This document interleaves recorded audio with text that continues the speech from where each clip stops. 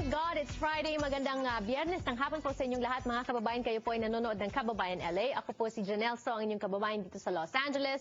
And let me just tell you, I'm very, very excited for today's show because we have three very beautiful people that I want you to meet. And the first one, actually, she's very, very young, pero meron na po siyang sense of, bringing back or giving back to the community. A lot of 21-year-olds right now, they would rather spend their summer vacation at the mall or working to earn a little bit something for themselves so they can go shopping or they go on dates or they go on vacation. But this lady, my gosh, she went back to the Philippines and she volunteered her time, her talent, her treasure to help our kababayans there. I would like to introduce you to Bianca Nepales. Hello and welcome to Kababayan LA. Hello, Janelle. Thank you again for inviting me. Very, very beautiful young woman. Bianca, let's first talk about the volunteer work that you did. First of all, how did you come to the decision that, instead of taking, extra classes or going to the mall or going on vacation, you would rather go to the Philippines and help out? Well, it's actually part of my minor. It's called Global Poverty in Practice. And so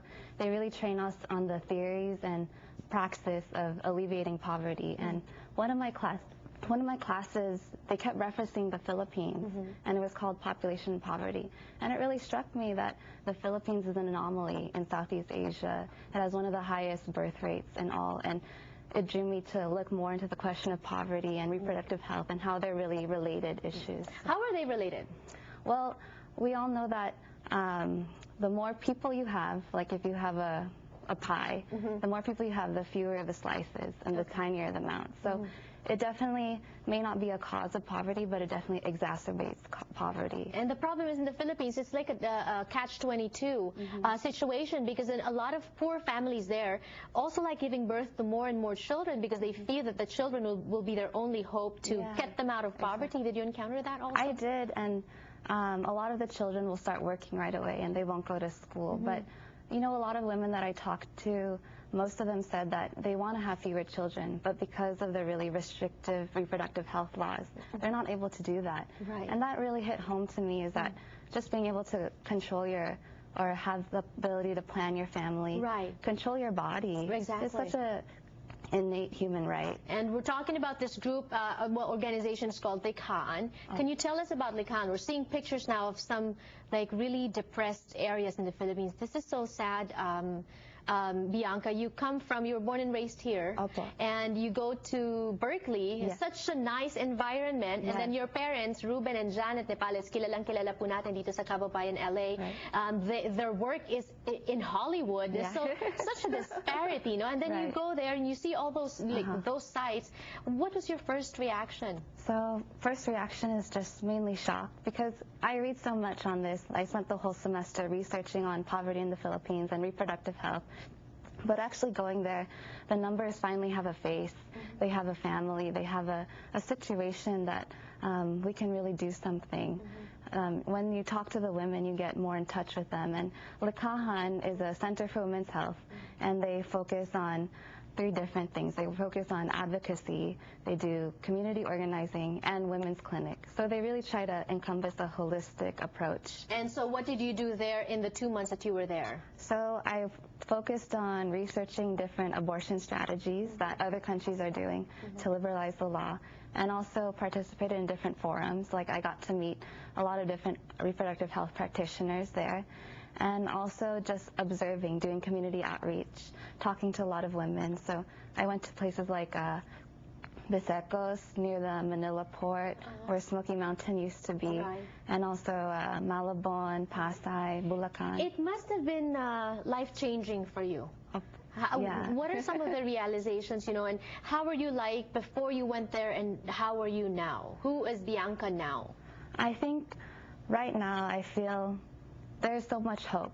The Philippines is so rich in its resources and the people and the talent, and I feel like it's just being restricted right now. I think sexuality and reproductive health there is a big list of don't do this, don't do that. Right. And what needs to happen is a discussion.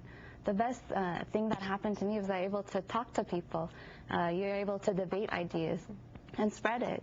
So Very well said. I think you just don't tell them not to do. It's like teaching a kid. You just don't say don't and not this and not that. You have to explain why. You have to explain the consequences. Now, for those of the viewers that are watching and they want to get the same experience as you did, how can we go about this? Does Likhaan just accept volunteers? Do we contact the website? They do, and you can contact them on their website. I think it's showing right now, and they're also doing a really great program where you donate 1,000 pesos, which is about $20, and you get to a free community health worker training book, and you also support the education of a community health worker. So Likhaan made a book just recently that supports women where there are no doctors, and it's entirely in Tagalog. Oh, okay. And so women who don't have access to a hospital can read this book too. And it also helps train a community health worker in their area. And just to piggyback on what you said earlier, there's hope in the Philippines, and I think there is hope because we have people like you, young Filipino Americans going back, giving back, and sharing what they have. So, God bless you for what you did, and I'm sure you're on the right track to do more, accomplish more things. Thank you so much for joining us and sharing your experiences with us.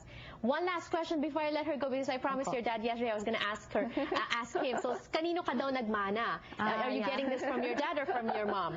I get that question a lot too. I think so a lot of people tell me I look like my mom, but I think I get qualities from both of them. All right. I think I get a sense of independence from my mom and also from my dad a thoughtfulness. But both of them always urge me to tell the truth. All right. So. Safe answer. Safe answer.